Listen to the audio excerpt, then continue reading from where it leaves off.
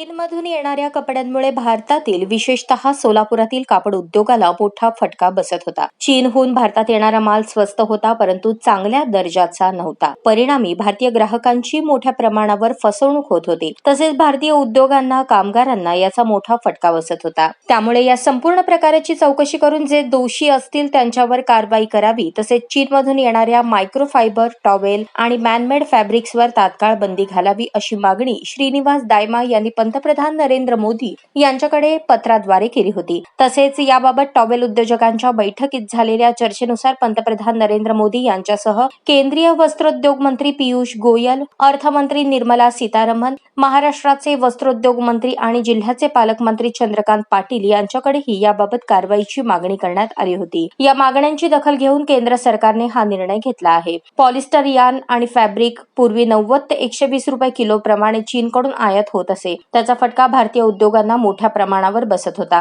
यावर उपाय म्हणून केंद्र सरकारने कस्टम ड्युटी 290 रुपये प्रति किलो याप्रमाणे लागणार असल्याचा नियम लागू केल्याने चीनमधून मोठ्या प्रमाणावर आयात होणाऱ्या उत्पादनांवर मोठ्या प्रमाणावर निर्बंध येणार आहेत. परिणामी सोलापूरसह देशभरातील टॉवेल उद्योजकांना मोठा दिलासा मिळणार आहे.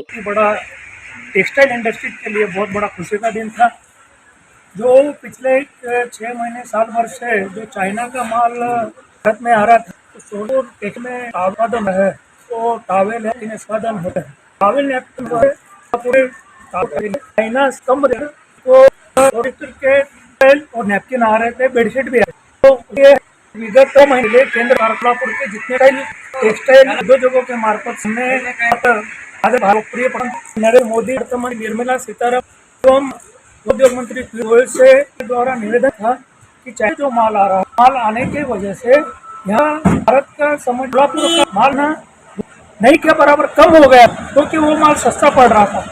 तो उसके लिए केंद्र सरकार का डिसीजन लिया और जो इम्पोर्ट होने वाली जो चाइना से उसके ऊपर इम्पोर्ट भी बढ़ा और उसके ऊपर से लिया सक्षम है। सोलापुर ये बहुत बड़ी खुशी बात है। अब वो चाइना का जो आने वाला है वो इधर बेचना संभव है, महंगा हो जाए। उसमें सोलापुर सीमेंट टावेल जो डोमेस्टिक में हमारा है उसके लिए अच्छा बिकेगा और सस्ता पड़ेगा, टिकाऊ और क्वालिटी। जो सोलापुर टावेल क्वालिटी वो चाइना की क्वालिटी नहीं है। तो सोलापुर बहुत बड़ा डिसीजन सरकार ने लिया। मैं आदरणीय मोदी सरकार को होटल की ओर से धन्यवाद अभिनंदन करता हूँ। सुमारे 2 लाख जणांची उपजीविका अवलंबून असलेला सोलापूरचा टॉवेल उद्योग वाचवण्यासाठी पंतप्रधान नरेंद्र मोदी यांनी या प्रकरणी लक्ष घालावे अशी मागणी कारखानदारांनी केली होती. त्यांच्या मागणीला सकारात्मक प्रतिसाद देत पंतप्रधान नरेंद्र मोदी यांनी नवा नियम लागू केल्याने सोमवारी टॉवेल उद्योजकांनी आनंद व्यक्त केला.